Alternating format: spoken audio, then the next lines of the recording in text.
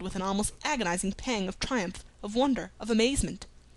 There, in a tangle of his horse's harness and of embroidered trappings, the Sieur de la Montaigne lay stretched upon the ground, with his saddle near by, and his riderless horse was trotting aimlessly about at the farther end of the lists.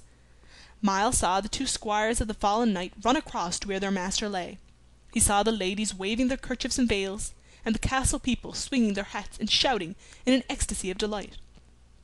Then he rode slowly back to where the squires were now aiding the fallen knight to rise.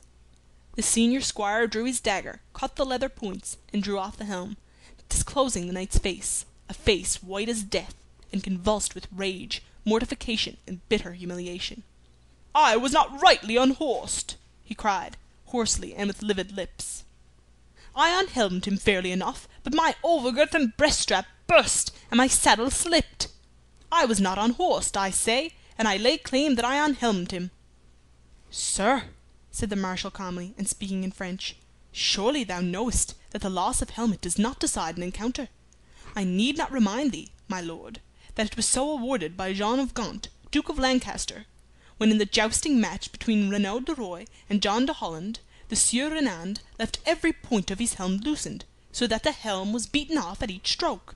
And if he then was justified in doing so of his own choice, and wilfully suffering to be unhelmed, how then can this knight be accused of evil who suffered it by chance?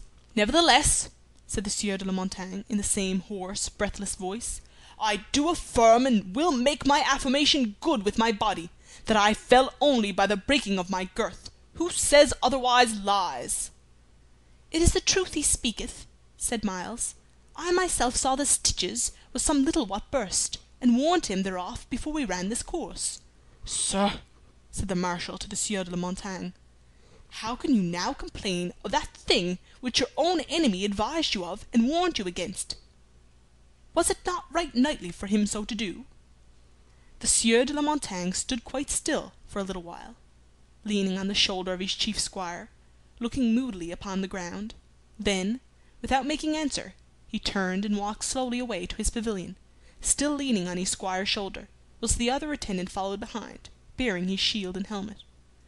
Gascoyne had picked up Myles's fallen helmet as the Sieur de la Montaigne moved away, and Lord George and Sir James Lee came walking across the lists to where Myles still sat.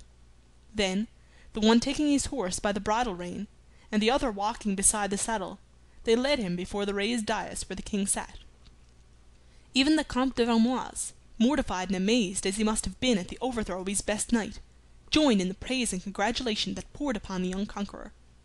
Myles, his heart swelling with a passion of triumphant delight, looked up and met the gaze of Lady Alice fixed intently upon him. A red spot of excitement still burned in either cheek, and it flamed to a rosier red as he bowed his head to her before turning away. Gascoyne had just removed Myles's breastplate and gorget when Sir James Lee burst into the pavilion. All his grim coldness was gone, and he flung his arms around the young man's neck, hugging him heartily, and kissing him upon either cheek. Ere he let him go, "Mine own dear boy," he said, holding him off at arm's length, and winking his one keen eye rapidly, as though to wink away a dampness of which he was ashamed. "Mine own dear boy, I do tell thee truly, this is as sweet to me as though thou wert mine own son, sweeter to me than when I first broke mine own lance in triumph, and felt myself to be a right knight." "Sir," answered Myles, "what thou sayest does rejoice my very heart. Nevertheless, it is but just to say that both his breastpiece and overgirth were burst in the stitches before he ran his course, for so I saw with mine own eyes." "Burst in the stitches!" snorted Sir James. "Thinkest thou he did not know in what condition was his horse's gearing? I tell thee he went down because thou didst strike fair and true, and he did not so strike thee. Had he been Guy of Warwick, he had gone down all the same under such a stroke and in such case." End of chapter 27. Recording by Laurie Hemp.